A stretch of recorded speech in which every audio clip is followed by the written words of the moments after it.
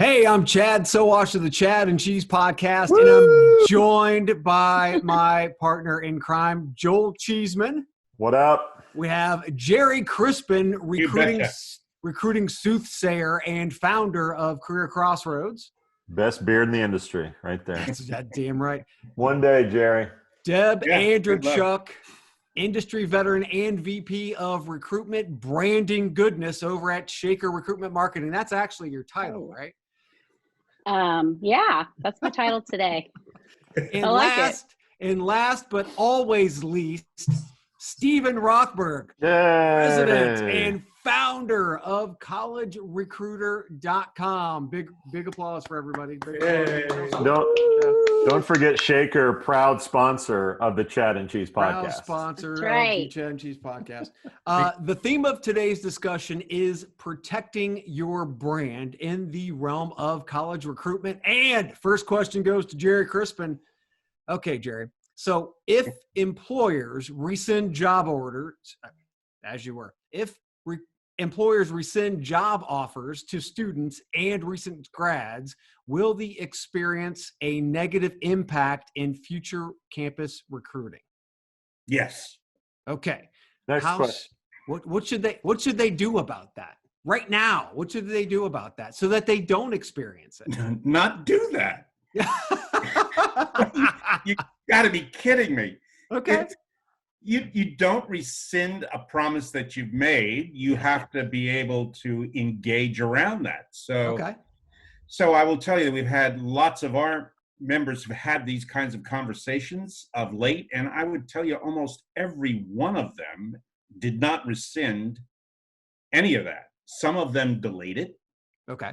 Some of them moved. In fact, one company moved it an entire year in terms of how long they delayed it. But most delayed it in a relatively short period of time. Okay. Most of them changed it, obviously.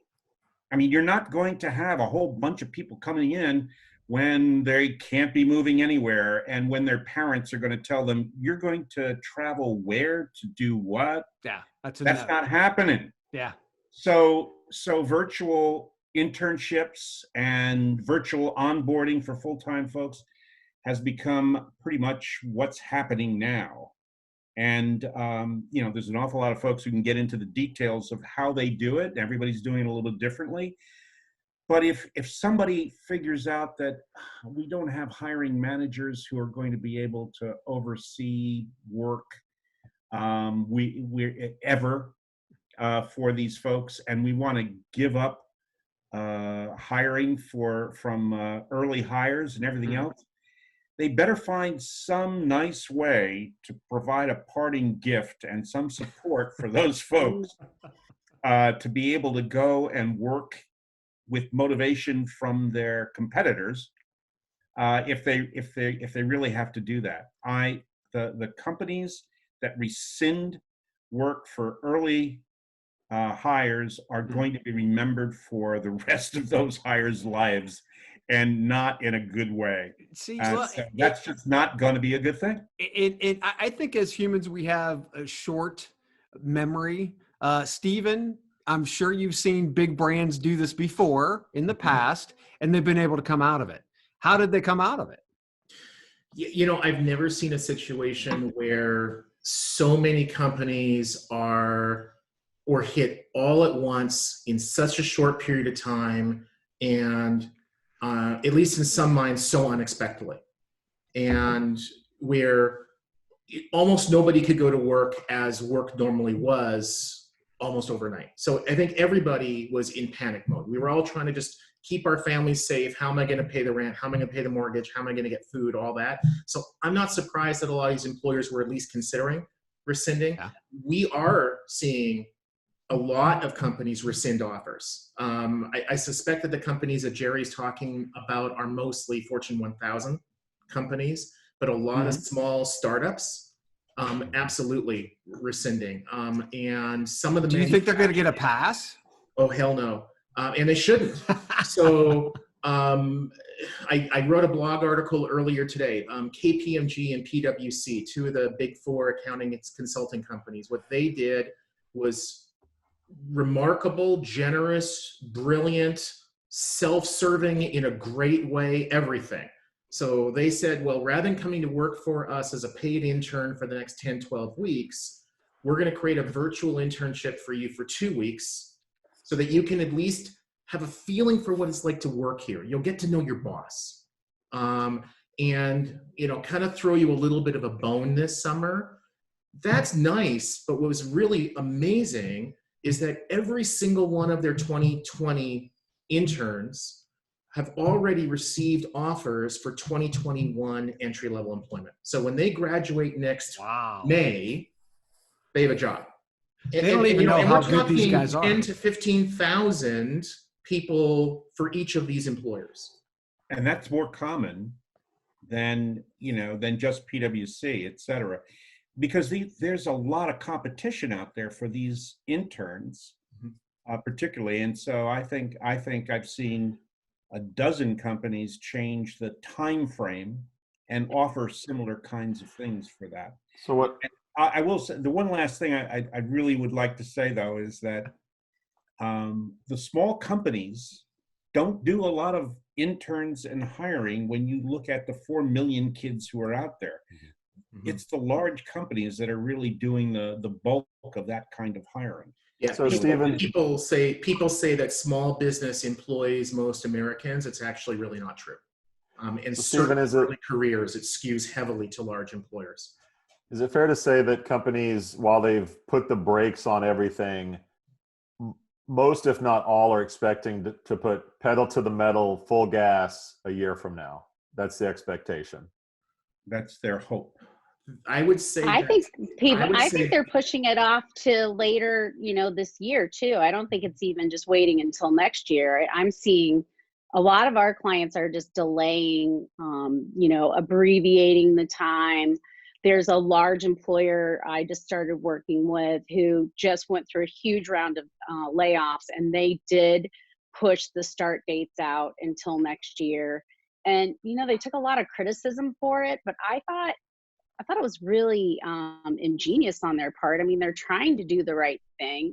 They also gave, you know, a lump sum of money to those new hires. And, you know, I agree with Gerry 100%. I mean, you never want to rescind when you've already given someone an opportunity. But I also think that you have to think about last one in is first one out. And so what does that do? If you bring someone in as a new hire, and then, you know, what if COVID lasts another 6, 8, 9 months and that person just ends up getting cut anyway? I don't know. I mean, is that better? I think the new hire is going to be mad either way. I think a lot of it boils down to, I mean, really, I mean, I think a lot of it boils down to, why are you rescinding?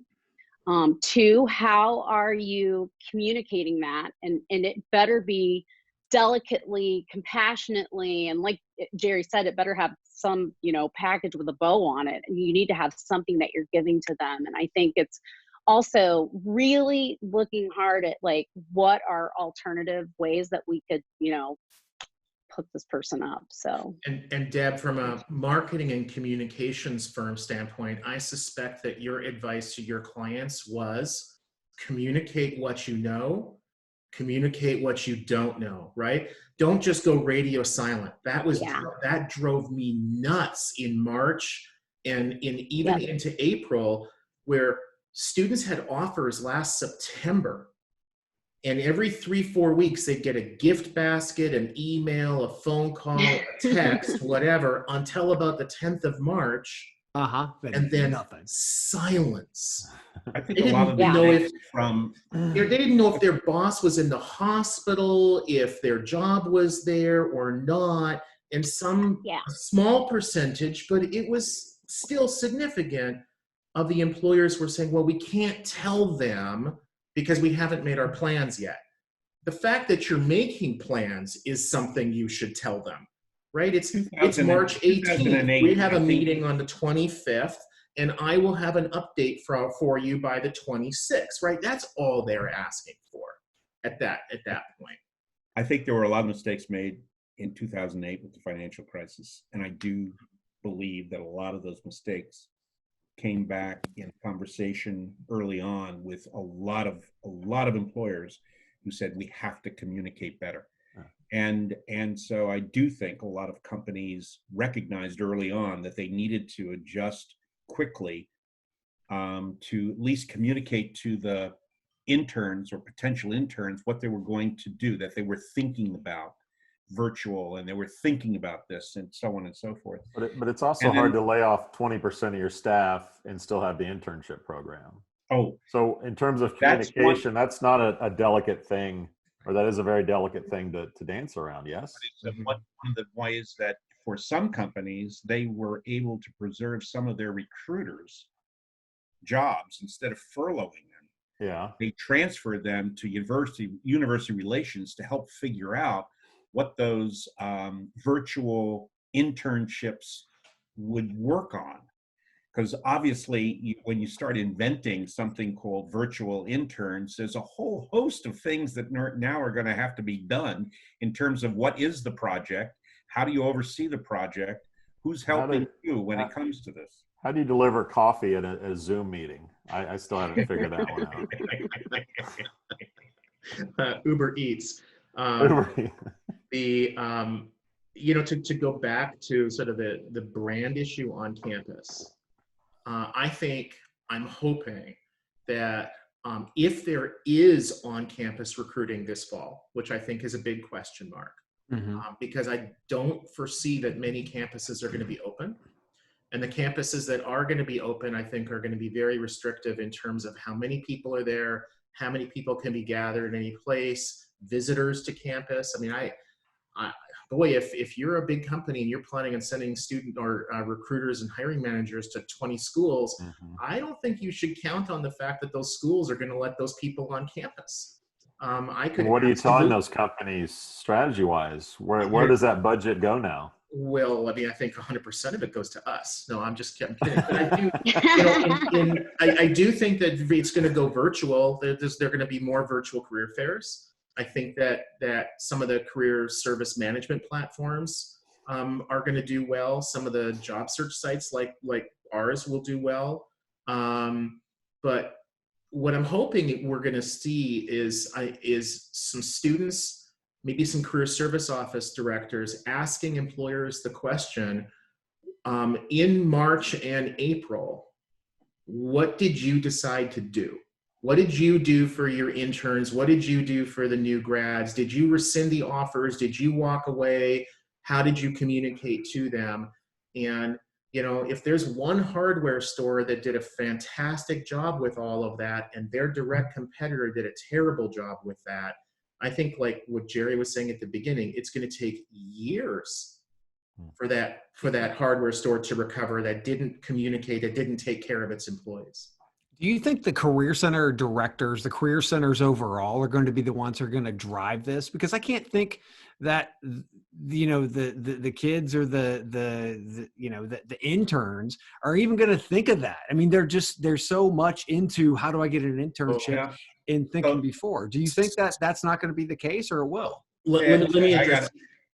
Go ahead. Okay, so the career service office directors mostly no. They're going to be grateful that the employers are coming on campus or otherwise recruiting their students. But I can think off the top of my head 3 or 4 that I could absolutely see them, and they're like the stars, saying to the employer, you know what, we have limited slots, and we are going to give those slots to the employers who are likely to treat our students the best. And your past performance is the best predictor of your future performance. You screwed our students over last April. Sorry, you don't get to come on campus this fall because we just don't have room for you. I could see some of them doing that. As far as the students go, and I know this is very anecdotal, I have a 20-year-old who's going into her senior year. And I can tell you for a fact that she and her friends are absolutely going to be asking employers, what did you do with your interns last year? What did you do with your new grads? Because they are, some of them are being treated very well, and some of them still have no idea if they are about to start an internship, and it's May. Wow. And there's one caveat I throw in here, and that is there's an awful lot of colleges out there, but the STEM colleges, the engineering colleges, the IT programs, the career services folks for those groups, they're going to hold up those companies for sure, because they can, and because those students are going to end up with an average of 3, 4, 10 offers that they choose from. Is that a problem for STEM schools right now, though?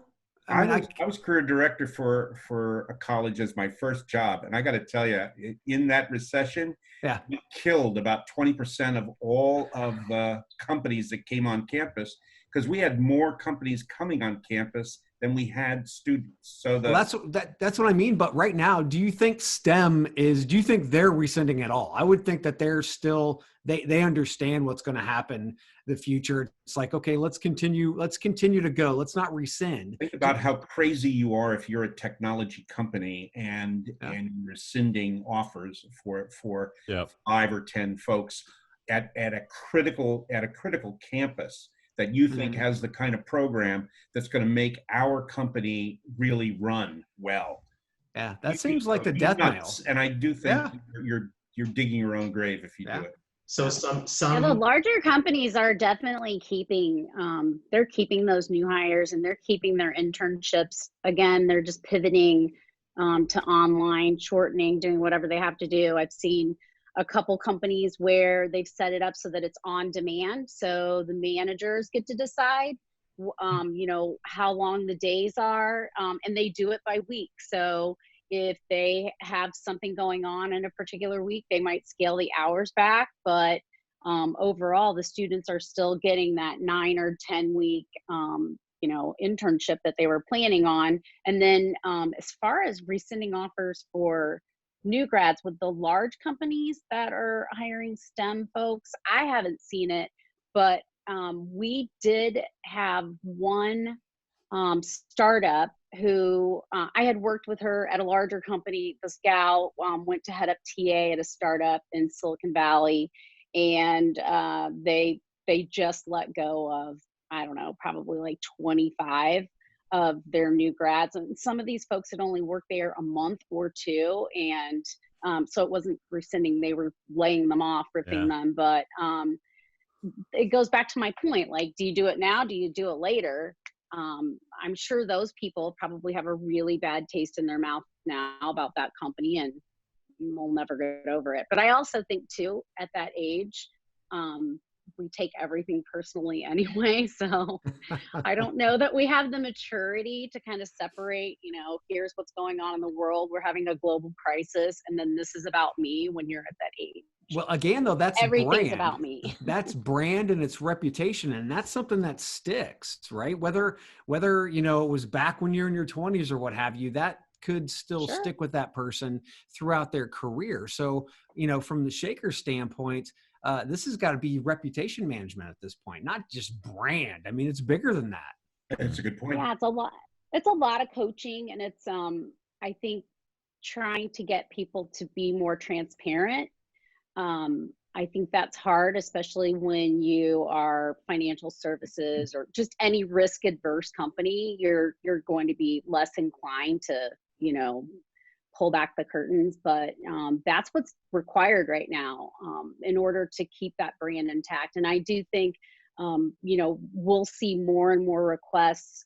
We're getting them every day where clients are coming to us and saying, help us with our internal communications. We've always really focused on external, as you guys know, but internal has become so critical. And we're also, a lot of clients are coming to us right now and saying, help us build up the positivity that we do have within, our ranks. Help us, push that story out. So we're doing a lot of PR for jobs.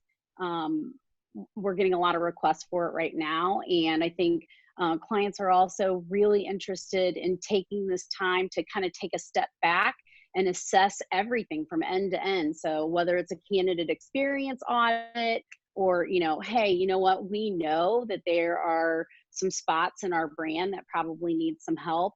Maybe we do a Glassdoor audit right now. We're seeing a lot of those requests. I mean, I think that's the cool thing that I'm loving so much, is that I really thought the minute that COVID hit, everything would just poof evaporate. And it's just been amazing to me how many leaders are savvy enough to get it that, you know, this is the time to lean in and really make sure that, you know, everything is operating at the highest capacity so that, I mean, we all know this virus is going to end at some point, right? I mean, we're not going to be like, oh God, I hope not. I'm going to look terrible. I'm going to have Bigfoot's going to be jumping out of my eyebrows. Hey, Deb. The longer it lasts, though, the more likely we will revert to some serious problems that we really can't help. I mean, when you start running out of money, you're done, and there's only so much the government's going to give us, and the complexity now of multinationals who have to deal with the different ways each government in each country is treating all of this also complicates the problem of who you keep, who you don't, who you furlough, whether you give them benefits, whether you give them actually pay. One large retail organization is still paying. They closed all of their stores over a month ago, and they're still paying everybody their full pay. Yeah. Others have reduced pay in some way, shape, or form. Even if the government is giving them a loan that allows for them to pay employees, it often isn't enough to fully compensate all of that. And then somebody in the back room is figuring out, well, we can keep doing this for 30 days, 60 days, 90 days. And then a whole different decision is going to happen. And then they're not going to be worried about all of that stuff. They're just going to be closing stuff up, period. Hey, Deb, you mentioned internal communications, and I'm curious, how is that evolving? I mean, is it still email? Is it Slack? Is it just dependent upon the company? Do interns like SMS, or like what's the current state of sort of internal communications and how it's done? Great question. So we are seeing most of our clients are using email, and it's kind of interesting though, because if they do have a way, you know, to launch bulk email, they're asking us to do it in HTML. So we're programming and designing something that looks really nice. We've had some clients ask, instead of email, can you put it in a PDF? We'll attach it and send it out. I'm like, eh. Wow. Yeah, but carrier pigeon? No one so far has asked us for SMS. Okay. You know, which is kind of surprising because you would think that would be part of it, but Interesting. I do think email still. I mean, when you're sending a larger message, I mean, that's really hard to do via text. Nobody wants to have a long text. So going to the next big question. This one's for you, Deb. No. Okay. Never mind. We're continuing the conversation or shutting up. Yes, we are. So, yeah, we've got only so much time. So thanks everybody for joining us. We appreciate it. So much more to actually talk about, but this gets it going for the next segment. Awesome. Don't forget to check out the discussion segments on chadcheese.com. I'm sure they'll be all over College Recruiter, Shaker. We'll see you next time.